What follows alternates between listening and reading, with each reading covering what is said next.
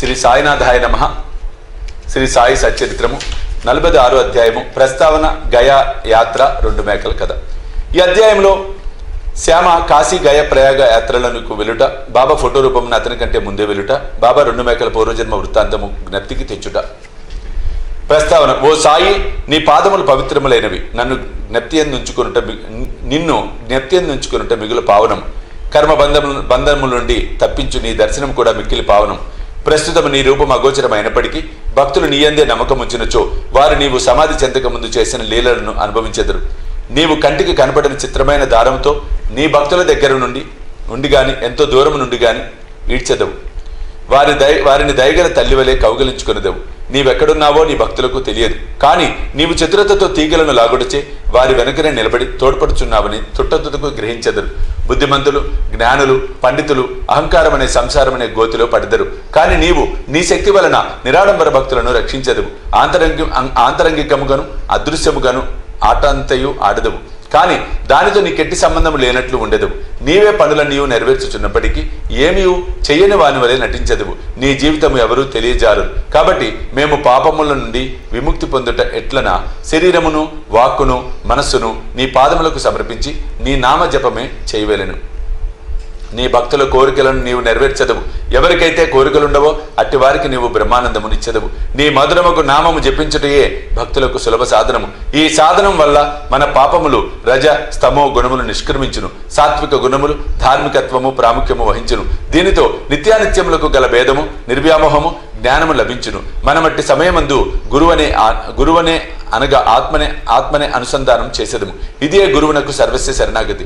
దీనికి తప్పనిసరి ఒకే గుర్తు, మన మనస్సు నిశ్చలముగా శాంతముగా ఉండుట. ఈ శరణాగతి గొప్పతనము, భక్తి జ్ఞానములు విశిష్టమైనవి.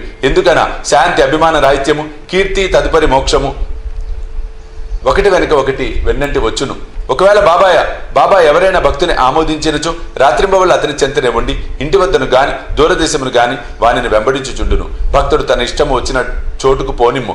బాబా అచటకు భక్తుని కంటే ముందుగా పోయి ఏదో ఒక ఊహించరాని రూపమున ఉండును. ఈ దిగువ కథ దీనికి ఉదాహరణ. గయయాత్ర.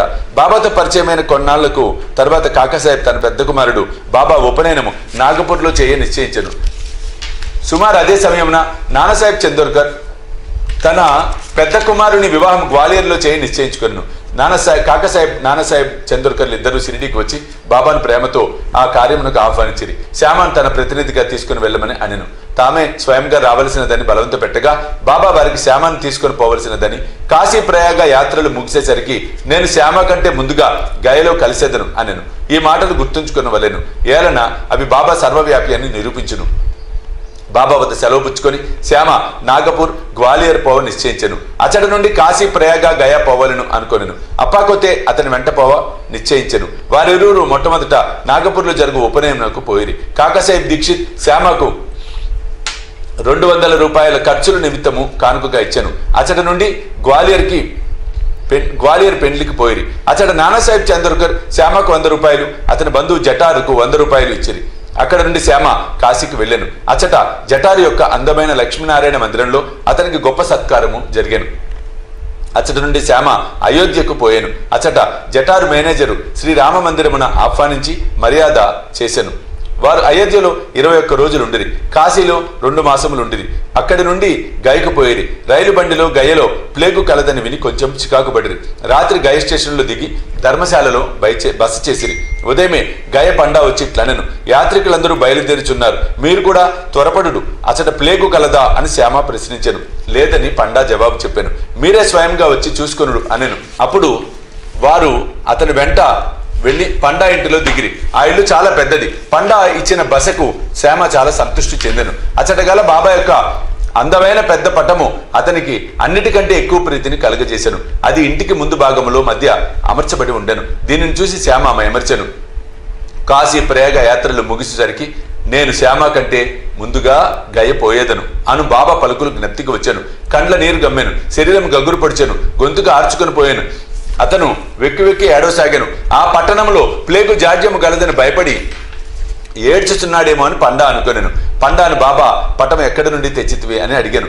పండా తన ప్రతినిధులు 200-300 మంది మన్మాడులో, పూణే, తాంబేలో ఉన్నారని, వారు గాయకపోయే యాత్రికుల మంచి చెడులు చూసేదరని, వారి వల్ల బాబా కీర్తి విని బాబా దర్శనము 12 ఏళ్ల కిందట చేసితనని చెప్పాను. షిరిడిలో శ్యామ ఇంటిలో వేలాడుచున్న బాబా పటమును చూచి దాన్ని ఇమ్మని కోరుతునని బాబా అనుజ్ఞ పొంది శ్యామ దానిని తనకిచ్చానని చెప్పాను. శ్యామ పూర్వం జరిగినదంతా జ్ఞప్తికి తెచ్చుకొనెను. పూర్వము తనకు పటమునిచ్చిన శ్యామయే ప్రస్తుతము తన ఇంట అతిథిగా ఉండట గ్రహించి పండా మిక్కిలి ఆనందించాను. వారిరువురు ప్రేమానురాగములను అనుభవించి అమితానందం పొందిరి. శ్యామకు పండా చక్కని రాజలాంఛములతోడి స్వాగతం ఇచ్చాను. పండా ధనవంతుడు. అతడు ఒక పల్లకీలో కూర్చుండి శ్యామను ఏనుగు పైన కూర్చుండి పెట్టి ఊరేగించాను. అతిథికి తగిన సౌఖ్యములన్నీ నెరవేర్చాను. ఈ కథ వల్ల నేర్చుకోవలసిన నీతి: బాబా మాటల అక్షరాల సత్యములు. బాబా తనకు భక్తులందు గల ప్రేమ అమితమని తెలియచున్నది. ఇదేగాక వారికి జంతువులందు కూడా సమాన ప్రేమ ఉండెను. వారు వానిలో ఒకరుగా భావించేది వారు. ఈ దిగువ కథ దీనిని వెల్లడించును. 2 మేకలు కథ. ఒకనాడు ఉదయం బాబా లెండి తోట నుండి తిరిగి వచ్చుచుండెను. మార్గమున మేకల మందను చూశాను. అందులో 2 మేకల మీద బాబా దృష్టి పడెను. బాబా వారిని సమీపించి ప్రేమతో తాకి లాలించి వారిని 32 రూపాయలకు కొనెను. బాబా వైఖరిని చూచి భక్తులు ఆశ్చర్యపడిరి. బాబా మిగులు మోసపోయినని వారు అనుకొనిరి. ఎందుకనగా ఒక్కొక్క మేకను 2 గాని 3 గాని 4 గాని రూపాయలకు కొనవచ్చు. 2 మేకలకు 8 రూపాయలకు హెచ్చు కాదనిరి. బాబాను నిందించిరి. బాబా నెమ్మదిగా ఊరుకొనెను. శ్యామ తాత్యా కోతే బాబాను సమాధానం వేడగా, బాబా నాకు ఇల్లు గాని కుటుంబం గాని లేకుండటి చేత నేను ధనమును నిల్వ చేయరాదు అనెను. మరియు బాబా తమ ఖర్చుతోనే 4 సేర్ల శనగపప్పును తెచ్చి మేకలకు పెట్టవనిది. పిదప మేకలను వారి యజమానికి తిరిగి ఇచ్చివేసి పూర్వ వృత్తాంతము ఈ రీతిగా చెప్పిరి. ఓ శ్యామ, తాత్య, మీరీ బేరములో నేను మోసపోయితునని అనుకొనిచున్నారు. అట్లు కాదు. వారి కథ వినుడు. గత జన్మలో వారు మానవులు. వారి అదృష్టం కొలది నా జతకాండ్రుగా ఉండేవారు.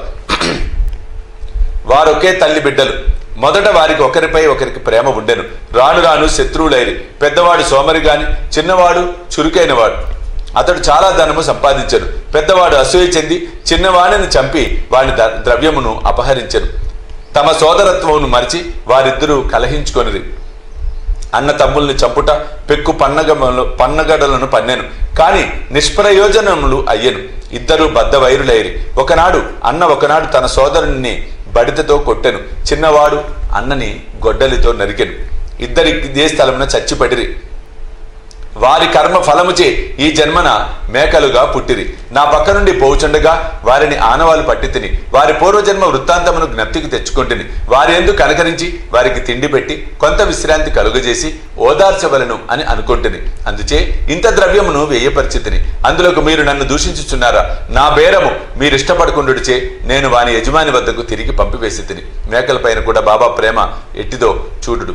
46వ అధ్యాయం సంపూర్ణం. సద్గురు శ్రీ సాయినాథ్ అర్పణమస్తు. శుభం భవతు.